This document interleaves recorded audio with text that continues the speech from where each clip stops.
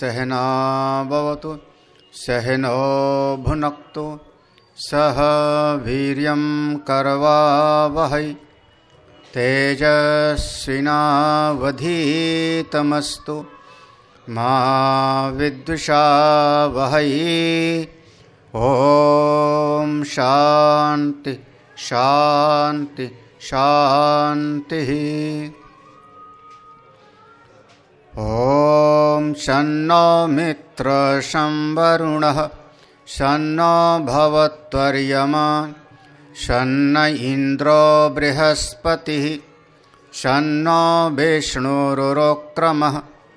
नमो ब्रह्मणे नमस्ते वायो त्वमेव प्रत्यक्षं ब्रह्मासि त्वामेव प्रत्यक्षं ब्रह्म वदिष्यामि ऋतं वदिष्यामि सत्यं वदिष्यामि तन्मामवतु तद्वक्तारमवतु अवतु माम् अवतु वक्तारम्।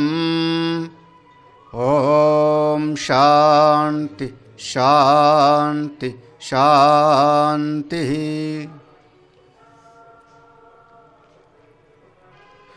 शंकरं शंकराचार्यं केशवं बादरायणं सूत्रभाष्य कृतौ वन्दे भगवन्तो पुनः पुनः।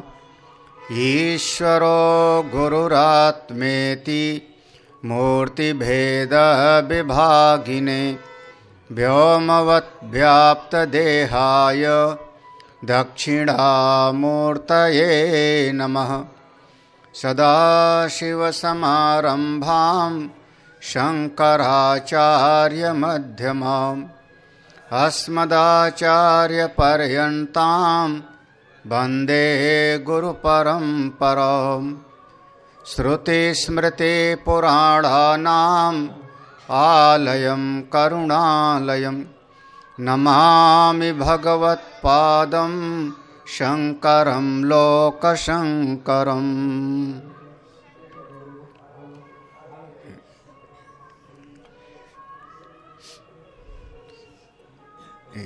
कृष्ण यजुर्वेदी तैत्रेय उपनिषद का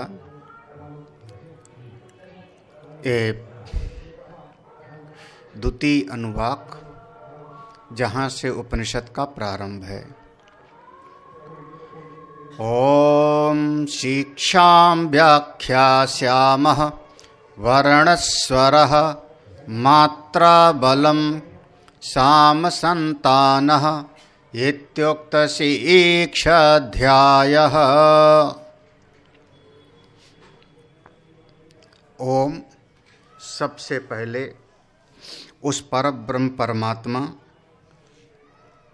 सच्चिदानंद स्वरूप ओंकार स्वरूप का हम अपने चित्त में धारण करते हैं और उस परमेश्वर को चित्त में धारित करके तब उपनिषद का स्वाध्याय प्रारंभ करते हैं। प्रारंभ किया, इसका नाम ही है शिक्षावल्ली।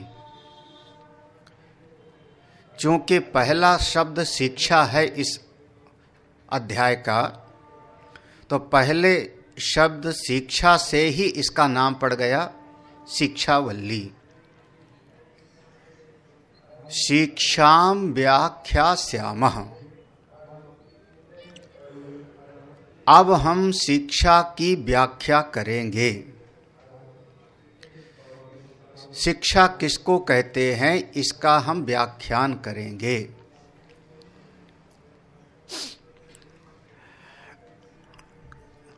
व्याख्या, इसमें दो उपसर्ग है, बी और आ। ऊपर आ जाओ।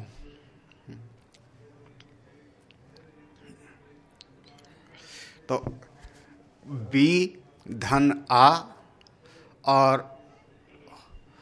ख्या श्यामः, व्याख्या श्यामः। अब हम शिक्षा की व्याख्या करेंगे। वर्ण स्वरः, जो वर्ण हैं आ से लेकर के हा पर्यंत, वो हमारे स्वर हैं।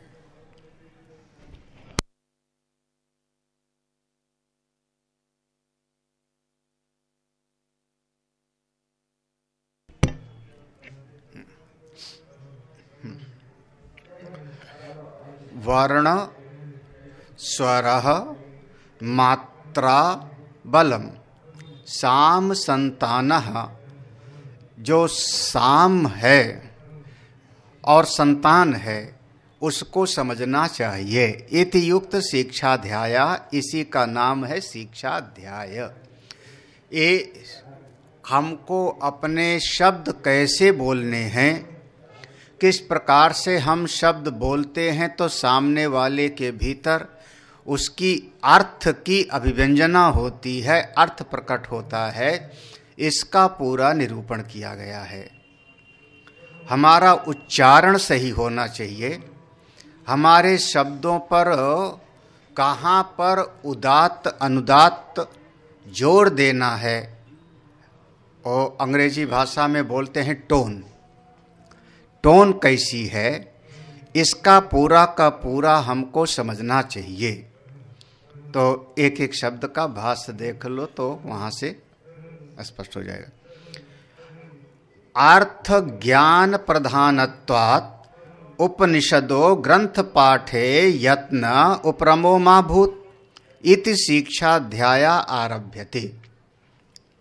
अर्थ ज्ञान प्रधानत्वात्, जिस शास्त्र में अर्थ ज्ञान की ही प्रधानता है, प्रधानता तो अर्थ की है, उसके भावार्थ की है, उसके भीतर के मूल, उस अगर भाव को नहीं पकड़ पाता तब फिर केवल शब्दों को रट लेगा।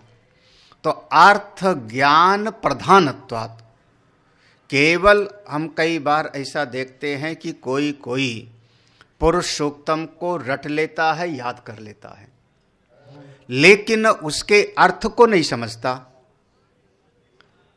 तो अर्थ ज्ञान की प्रधानता है, भाव की प्रधानता है। अर्थ ज्ञान प्रधानत्वात् क्या है? उपनिषद। उपनिषद तो अर्थ ज्ञान की प्रधानता वाला ही है। उपनिषद में जब प्रवेश करें तो उसके भावार्थ को हमको पकड़ना है, लक्ष्यार्थ को पकड़ना है, केवल शब्दार्थ में नहीं अटकना है, उसके लक्ष्यार्थ को पकड़ना है। लेकिन ग्रंथ पाठे यत्न उपरमो मा भूत, अब कोई कहे कि नहीं मैं तो इसके भावार्थ को समझ गया कि आत्मा ही ब्रह्म है, लेकिन हम ग्रंथ का पाठ नहीं करेंगे, जरूरत क्या है पाठ करने की? हाँ, कोई शास्त्र पढ़ने से ज्ञानी हो जाएगा क्या? कोई वेद पढ़ने से ज्ञानी हो जाएगा क्या? तो ग्रंथ के पठन पाठन में अरुचि ना हो जावे।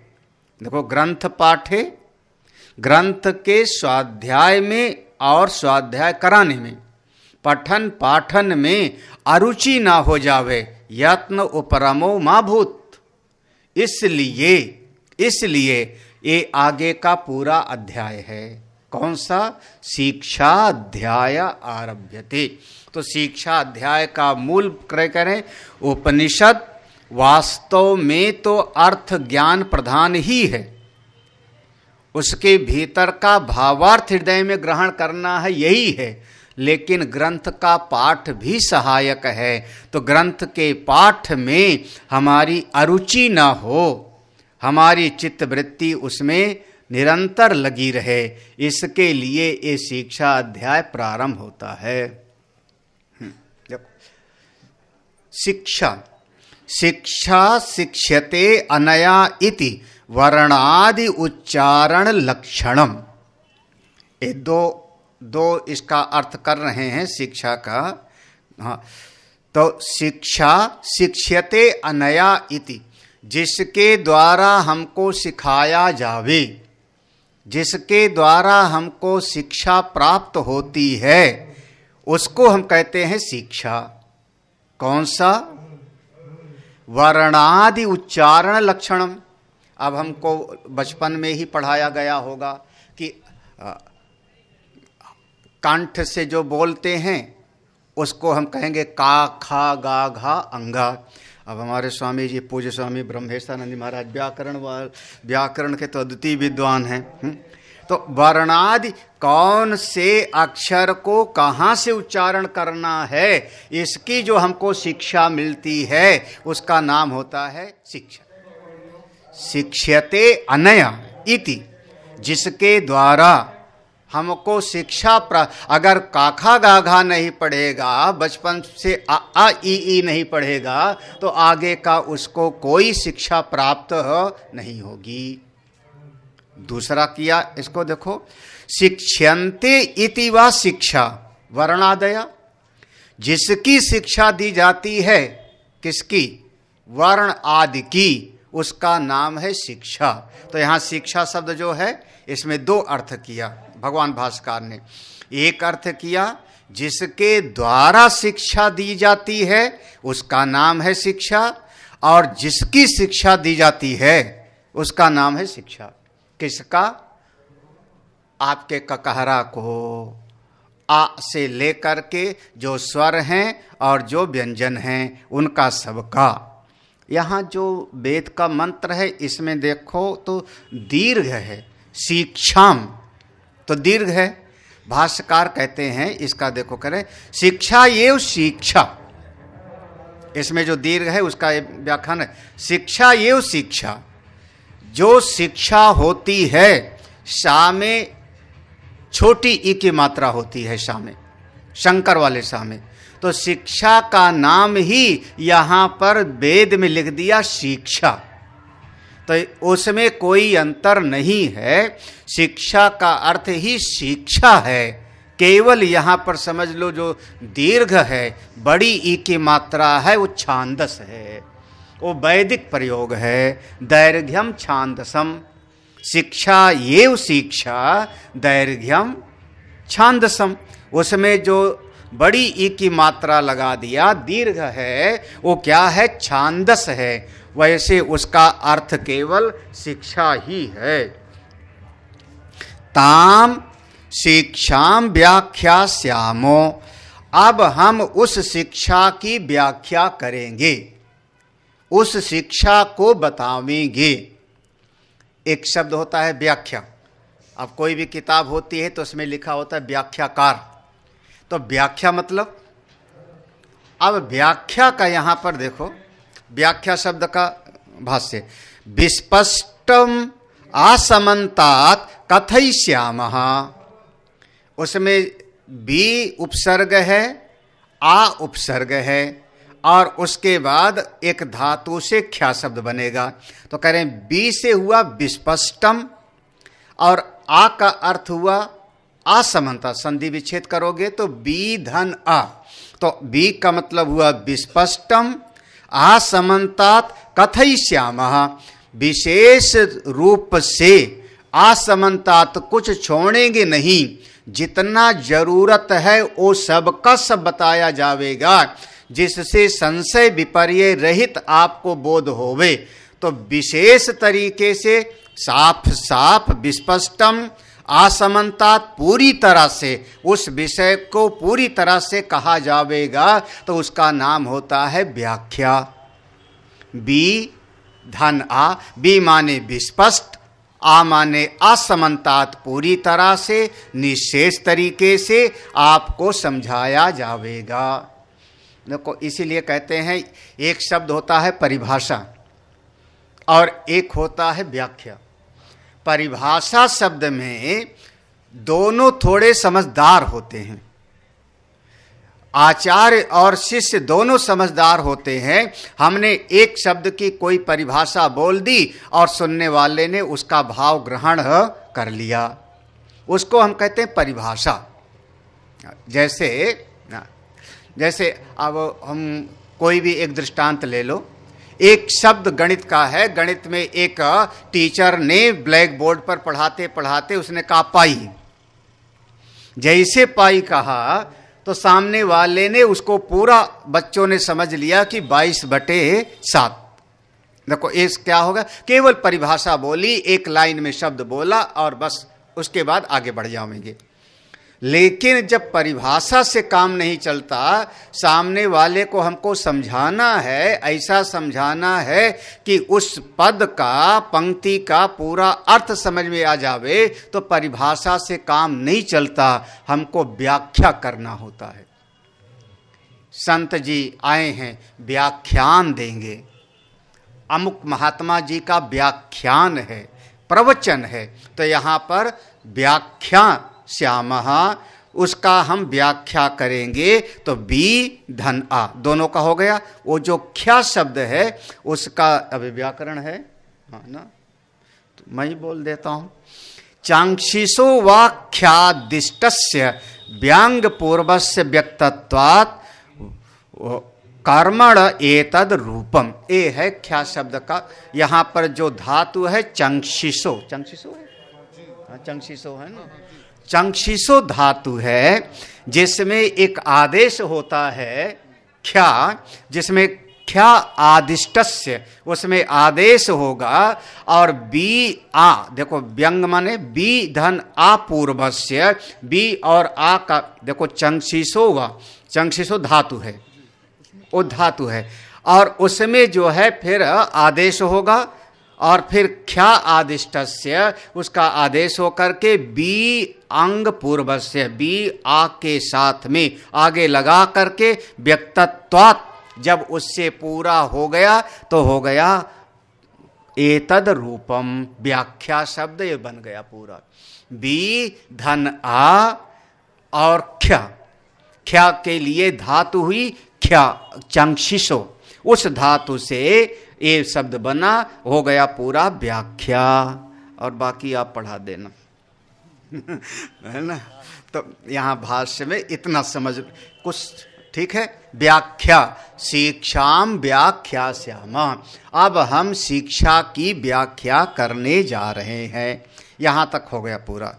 इसके बाद देखो मंत्र में दूसरा है वर्ण स्वर, वर्ण स्वर मात्रा बल, देखो एक अलग अलग है, वर्ण एक, स्वर दूसरा, मात्रा तीसरा, बल चौथा, साम पांचवा, संतान छठा।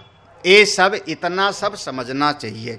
तो तत्र वर्णो अकारादि, वर्ण किसको कहा गया? अकार आदि, आज से लेकर के जो स्वर और व्यंजन है उसको हम कहते हैं वर्ण। वर्ण्यते इति वर्ण, जिसके द्वारा हमको समझाया जाता है, वर्णन किया जाता है, उसको हम कहते हैं वर्ण। बिना इसके हम किसी बात को समझा नहीं पाएंगे। अंग्रेजी भाषा में अल्फाबेट है ABCD, हमारे यहाँ पर वर्ण, हाँ, वर्णो अकारादि, आज से लेकर के स्वर व्यंजन सब। स्वर, स्वर है उदात्तादि। अभी वेद जब पढ़ते हो तुम लोग ना, वेद पढ़ते हो तो हरि ओम, है ना, तो जब पढ़ते हो तो इसमें स्वर उदात्त आदि, ये 4 प्रकार के माने जाते हैं वेद पाठ में। उदात्त, अनुदात्त, स्वरित और चौथा प्लुत। ये इसको कहते हैं स्वर। हमको कहाँ पर अपने शब्द को उठाना है और कहाँ पर अपने शब्द को थोड़ा हल्का बोलना है, इसी से अर्थ बदल जाएगा। हाँ, देखो शब्द वही मैं बोलूँगा, थोड़ा सा उसमें बदलाव हो जाएगा तो अर्थ ही बदल जाएगा, थोड़ा सा बदलाव हो जाएगा। इस उदात्त अनुदात्त में गड़बड़ी कब हो गई? जब इंद्र को मारने के लिए त्वष्टा ऋषि ने यज्ञ किया। इंद्र शत्रो विवर्धस्व ऐसा मंत्र पढ़ के आहुति देना था, वहां उदात्त को अनुदात्त बोल दिया था और पूरा का पूरा भाव ही वहां पर बदल गया। ऐसा बेटा पैदा हुआ जो इंद्र के हाथों मारा गया। उच्चारण बिल्कुल शुद्ध होना चाहिए, कम से कम वेद पाठ में। कहाँ पर वो मुंह, जैसे पाठ करना हो तो मुंह खोलना पड़ता है, नाक से उच्चारण नहीं करना होता। जैसे पाठ करने का तरीका है बिल्कुल उसी तरीके से। ओम यच्छन्दसा मृषभो विश्वरूप छन्दोभ्योऽध्यमृतात् संबभूव समेन्द्रो मेधया स्पृणोतु। इसको हम कहते हैं कहाँ उतार चढ़ाव होगा, ऐसा आपको ध्यान रखना चाहिए। और अगर कोई वेद पाठ ठीक से करे ना, ये हम लोगों का अपना जो था अपने आश्रम में जब शुरुआत में, अगर आपका मन जरा सा इधर उधर हो जाएगा तो पाठ में गलती हो जाएगी। अगर सही उच्चारण करोगे, सही पाठ करोगे तो मन बिल्कुल शांत रहेगा।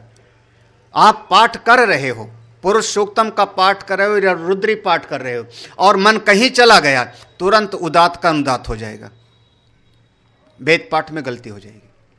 आपके मन को शांत करने का एक बहुत बढ़िया तरीका था वेद पाठ। जो वेद पाठ करता है भले उसको अर्थ का पता ना हो, लेकिन वेद पाठ का भी फल उसको प्राप्त होता है। वैदिक मंत्रों के उच्चारण का भी, पाठ का भी फल होता है, बस सही तरीके से पाठ करे तो स्वर उदात्त आदि। वहाँ मंत्र में था मात्रा, मात्रा ह्रस्वाद्य। मात्रा क्या है? ह्रस्वाद्य। वो कहाँ पर वो ह्रस्व है, कहाँ दीर्घ है, वो ठीक ठीक तरीके से कहाँ अनुस्वार लगेगा, कहाँ बिंदी लगेगी, कहाँ हलंत लगेगा, वो सब हमको पता होना चाहिए, वो सीखना पड़ता है। बलम प्रयत्न विशेषः। बलम, बल क्या है? मात्रा बलम। बलम क्या? प्रयत्न विशेषः। अब कई बार हम लोग वेद पाठ जब करते हैं तो हाथ को ऐसे करते नहीं, ऐसे करते नहीं। ये क्या हो गया आपका? वो पाठ के साथ आपका प्रयत्न भी हो, हाथ भी चलता है, आपके कंठ पर भी जोर पड़ता है, आपके मुंह पर भी कहीं न कहीं एक खास प्रयत्न पड़ता है, वो समझना चाहिए। मंत्र में था साम।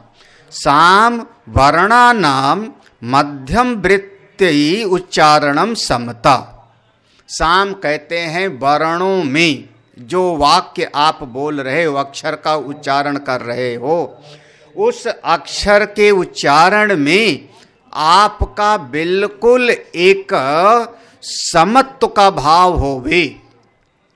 उदात्त अनुदात्त के साथ में उच्चारण बिल्कुल आपका एक एक अक्षर आपका स्पष्ट उच्चारण हो।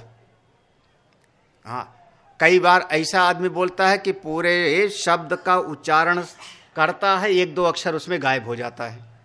हाँ, फिर आदमी को समझना पड़ता है कि सामने वाले का कहने का मतलब है क्या है।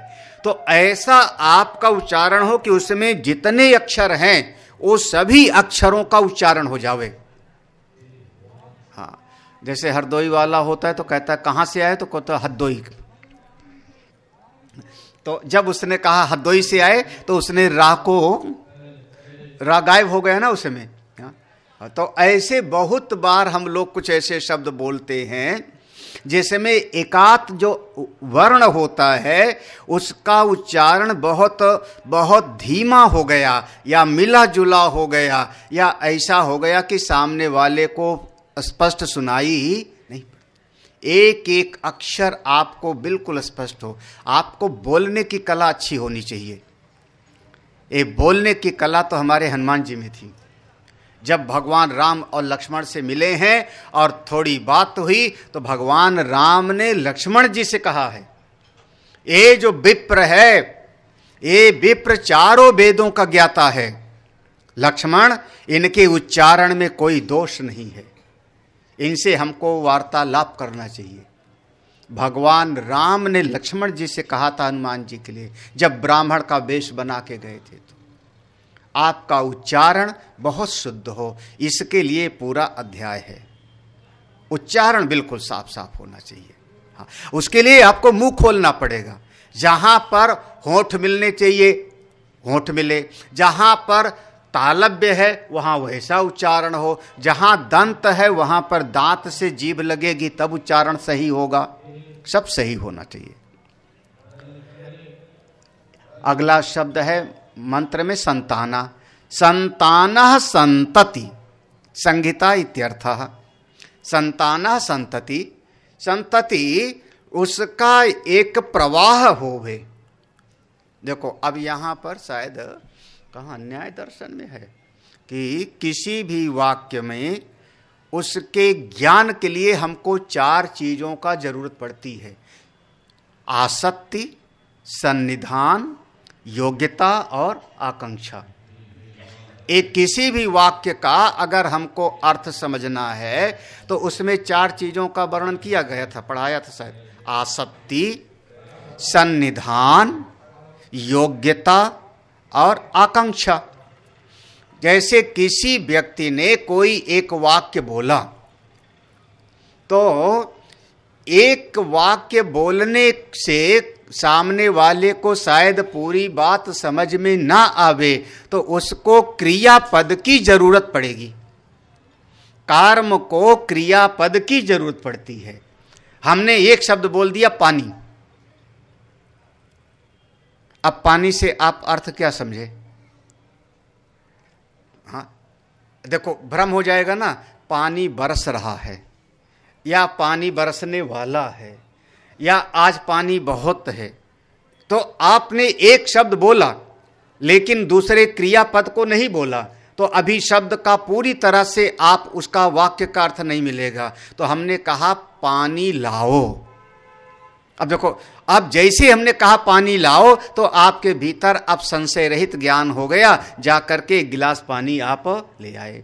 तो एक शब्द को आसक्ति, एक शब्द को दूसरे क्रियापद की जरूरत पड़ती है। हाँ, ऐसा नहीं कि आधा हम बोल दें आधा आप समझ लो। हाँ हाँ, आसक्ति। दूसरा होता है सन्निधान। हाँ, हम लोग जो जब लिखते हैं तो कामा कहाँ लगाना चाहिए ये बड़ा सावधान रहना पड़ता है। पूर्ण विराम और कामा, ये सब आजकल तो सब बच्चों का ग्रामर गड़बड़ ही है। हिंदी में तो बच्चे फेल हो जाते हैं, अंग्रेजी में पास हो जाते हैं, है ना। हिंदी कमजोर और अंग्रेजी अच्छी। अंग्रेजी में कितना नंबर आ गए? बोले 95, 96। और हिंदी में हाँ, तो सन्निधान यानी आपको, अच्छा अभी मैंने बोला, इस समय बोला पानी, आधा घंटे बाद बोलो लाओ। अभी मैंने बोला पानी, आधा घंटे बाद बोलो लाओ, उसमें रुक गए ना, गैप दे दिया ना। जैसे हमारे यहाँ एक प्रधानमंत्री थे ना, अटल बिहारी, रुक रुक के बोलते थे ना, रुक रुक के बोलते थे ना। तो अब अगर जहां पर उसको कहते सन्निधान, आप तुरंत उस वाक्य को उसी हिसाब से पूरा करो ना। आज देखो एक शब्द है आज, अक्षर मैंने बोला, वाक्य क्या होगा? आज एकादशी है। देखो अब इतना पूरा बोले तब तो आपको ज्ञान होगा, यही ना।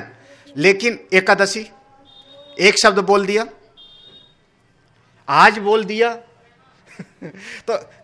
तो एक शब्द को दूसरे शब्द की जरूरत पड़ती है और साथ ही साथ उसके साथ बोलना पड़ेगा, तुरंत बोलना पड़ेगा।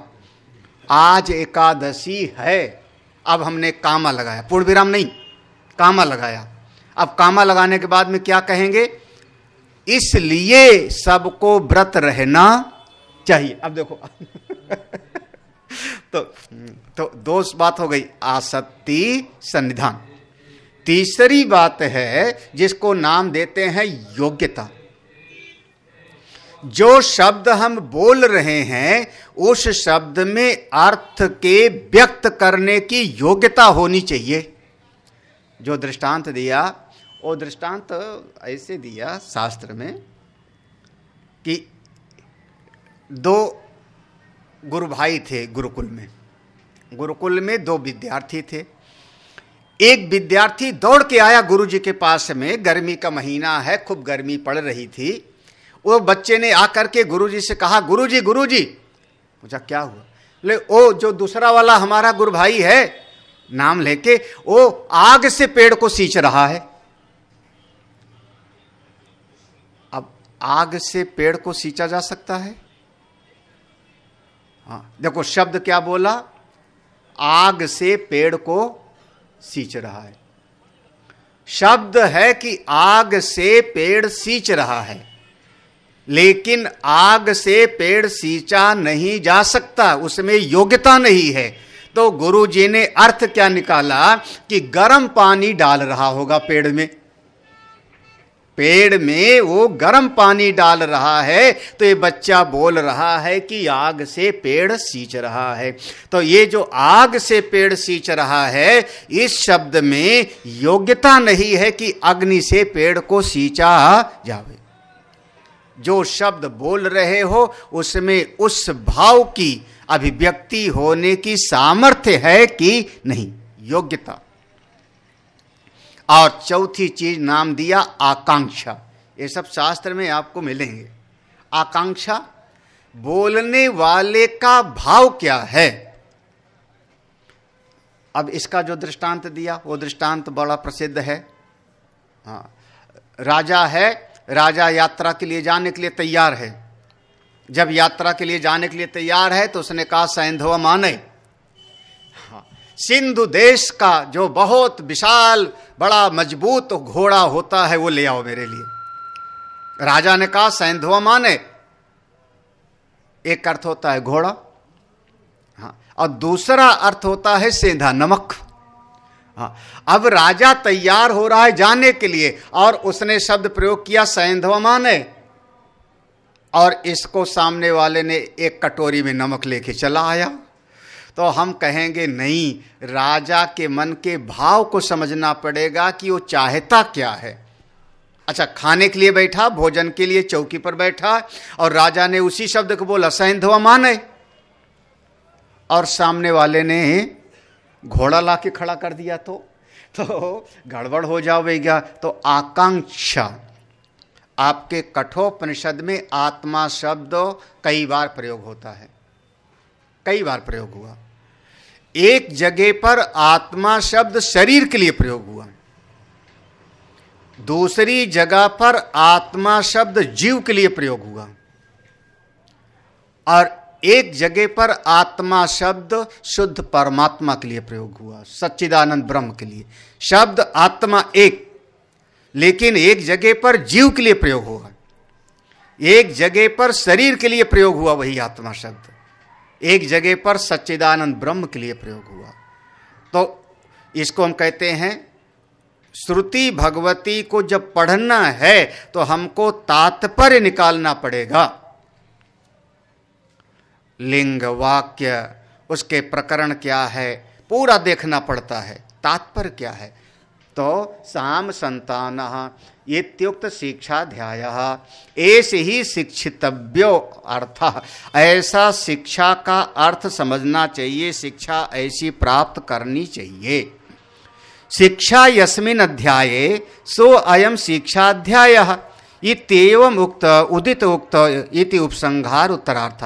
ये मंत्र में है ना, इत्युक्त शिक्षाध्याय, इत्युक्त शिक्षा ये मंत्र में है, तो उसका भाष्य है शिक्षा यस्मिन अध्याय, जिस अध्याय में शिक्षा दी गई है सो अयम शिक्षाध्याय, वो हमारा शिक्षाध्याय है।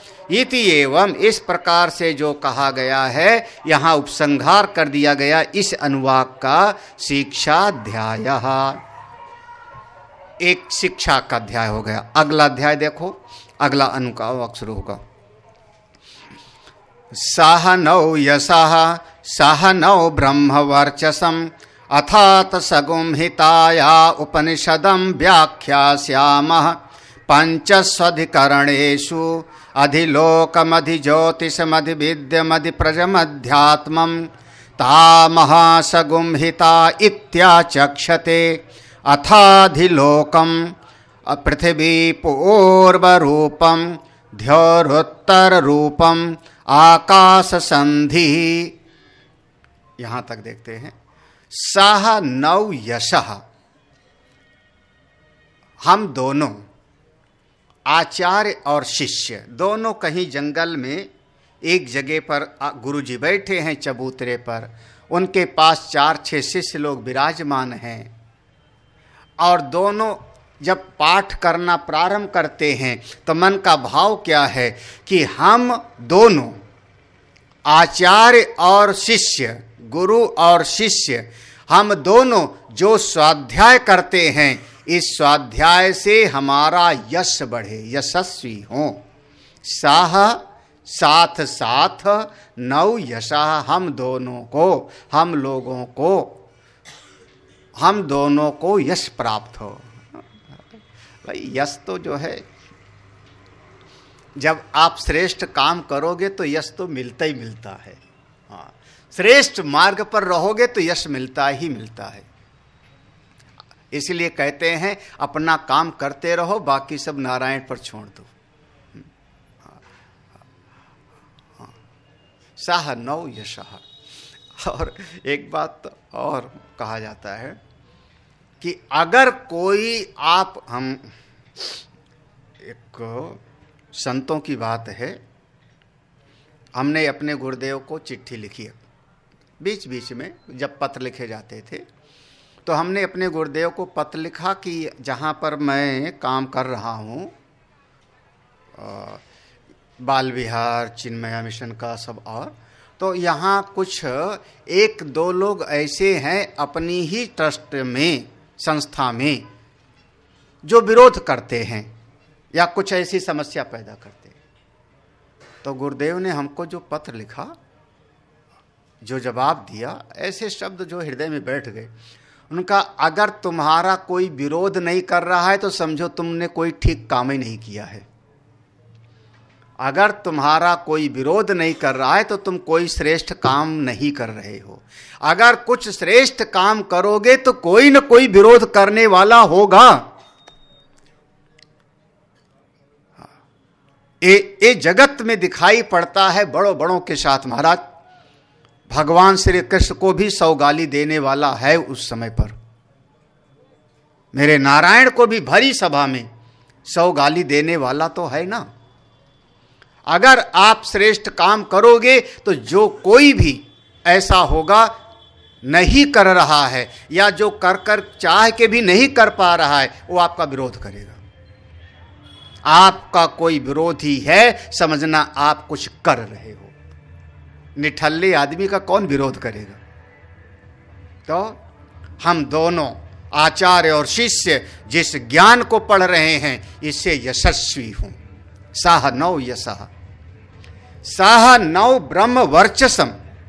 अरे ये जो हम ब्रह्म विद्या का अध्ययन कर रहे हैं, इस ब्रह्म विद्या से प्राप्त होने वाला जो तेज है, ब्रह्म वर्चस्व, यह तेज हमको प्राप्त हो।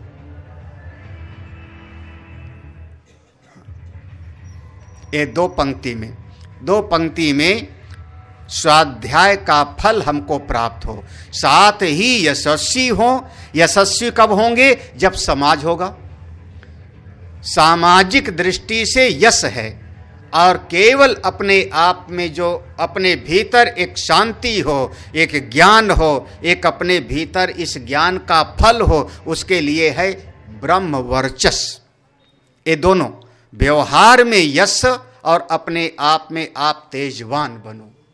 साह नौ ब्रह्म वर्चसम। इसके बाद अब यहां से प्रसंग बदल जाएगा। अथ अतः संहितायाम उपनिषदम व्याख्यासम। अथ, अब यहां पर विषया अंतर है, अथ यहां पर प्रसंग बदल रहा है, इसलिए ये संहिता रूपी उपनिषद की हम व्याख्या करने जा रहे हैं। पंचसु अधिकरणेषु, जिसके 5 अधिकरण हैं, 5 अधिकरण हैं। तो अधिलोक, अधिज्योतिष, अधिविद्य, अधिप्रज, अध्यात्म, ये देखो 5 हो गए ना। और ता महासंहिता इति आचक्षते, इसी को महासंहिता कहते हैं। अब इसमें एक एक का विस्तार करेंगे। अधिलोक क्या है, अधिज्योतिष क्या है, एक एक का विस्तार करेंगे। अथ अधिलोकम, अधिलोक क्या है, पृथ्वी पूर्व रूपम, ये पृथ्वी इसका पूर्व रूप है, आकाश इसका जो है उत्तर रूप है, अंतरिक्ष, अंतरिक्ष और आकाश इसकी संधि है। और इसमें वायु संधानम, ये वायु इसका संधान है, यही अधिलोक है। तो इसका एक पंक्ति का जो ये भाष्य है वो देख लेते हैं, सहनो यशा वाला। अधुना संहिता उपनिषद उच्यते। अब ये संहितोपनिषद का व्याख्यान कर रहे हैं। देखो नाम दे रहे हैं अधुना, अब संहिता उपनिषद, संहितोपनिषद उच्यते, संहितोपनिषद। इसमें संहिता आएगा, 5 चीजों का साथ साथ आएगा। तत्र संहितादि उपनिषद परिज्ञान निमित्तम यद यशः प्राप्यते तत् 9 आवयो शिष्य आचार्यो सह एवस्तु। तत्र, इस प्रसंग में, संहितादि उपनिषद, ये संहिता रूपी उपनिषद के परिज्ञान निमित्तम, इस ज्ञान के निमित्त जो यश हमको प्राप्त होगा, होना चाहिए। संहिता रूपी उपनिषद का स्वाध्याय करने से जो यश मिलता है, तत वह 9 आवयो हम दोनों को, शिष्य आचार्यों को साथ साथ प्राप्त हो। इस संहिता रूपी उपनिषद के स्वाध्याय से जो फल मिलता है हम दोनों को मिले। तत्निमित्तम च यद ब्रह्मवर्चसम तेजः तच्च सह एव अस्तु इति शिष्य वचनम आसी। तत्निमित्तम, तत्निमित्तम, फिर ये संहिता रूपी उपनिषद के स्वाध्याय से, श्रवण मनन से, यद ब्रह्मवर्चसम, जो तेज मिलना चाहिए, वह तेज भी, ब्रह्मवर्चस तेज भी हम आचार्य और शिष्य दोनों को प्राप्त हो। लेकिन यहां पर भगवान भाष्यकार ने एक ऐसी पंक्ति लिखी है, शिष्यस्य ही अकृतार्थत्वात् प्रार्थना उपपद्यते न आचार्यस्य। जो शिष्य है उसने अभी ब्रह्म तत्व को जाना नहीं। शिष्यस्य ही अकृतार्थत्वात्, शिष्य ने अभी ब्रह्म तत्व को नहीं जाना, तब वो जिज्ञासु है। शिष्य तो मुमुक्षु है, उसको अभी तत्व को जानना है, तो अभी पूरी तरह से कृतार्थ नहीं है, अभी पहुंचा नहीं है। तो प्रार्थना उपपद्यते, तो शिष्य प्रार्थना करे, ये तो युक्ति संगत है। शिष्य प्रार्थना करे क्योंकि अभी उसको आगे बढ़ना है, तो वो तो उचित है। ना आचार्यस्य, आचार्य खुद प्रार्थना ये क्यों करेगा? क्योंकि आचार्य हम तो वो कहते हैं जिसने आत्मा को जान लिया, जो अपने ब्रह्म स्वरूप को पहुंच गया। और जिसने अपनी आत्मा को जान लिया वो कृतार्थत्वात्। आचार्य कौन है? जो कृतार्थ, कृतार्थ कहते हैं।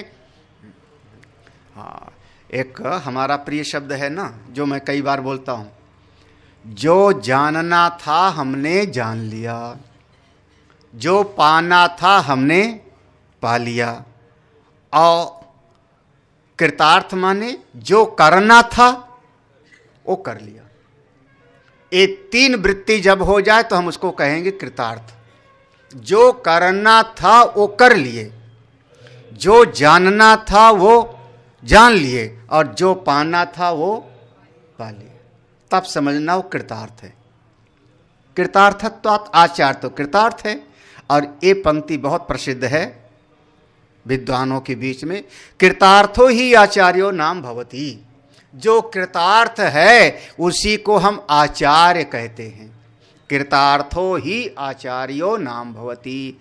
जो कृतार्थ है, जो पहुंच गया, वही तो परमात्मा के बारे में शिष्य को बतावेगा, वही तो परमात्मा सत्ता के बारे में शिष्य को समझावेगा। तो जो कृतार्थ है वही आचार्य के पद को प्राप्त करता है, वही आचार्य है।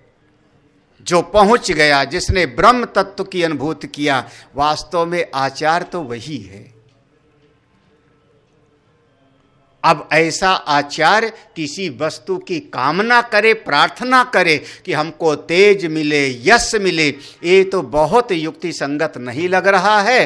तो शिष्य प्रार्थना करता है अपने लिए, और आचार्य अगर ये प्रार्थना कर रहे हैं तो आचार्य की प्रार्थना अपने लिए नहीं है, बल्कि अपने शिष्यों के लिए है कि जो मैं पढ़ा रहा हूँ, जो मैं स्वाध्याय करा रहा हूँ, इस मेरे स्वाध्याय से मेरे शिष्य को यह यश मिले, ज्ञान मिले, मेरा शिष्य भी कृतार्थ हो जावे। ये प्रार्थना तो उचित लगती है। तो यहां से जो अब विषय बदल जाएगा, अथ अनंतरम, इसके अनंतर अब वो जो पंच जो संहिता आएगी उसका हम लोग कल पढ़ेंगे। ओम पूर्णमदः पूर्णमिदं पूर्णात् पूर्णमुदच्यते पूर्णस्य पूर्णमादाय पूर्णमेवावशिष्यते। ओम शांति शांति शांति।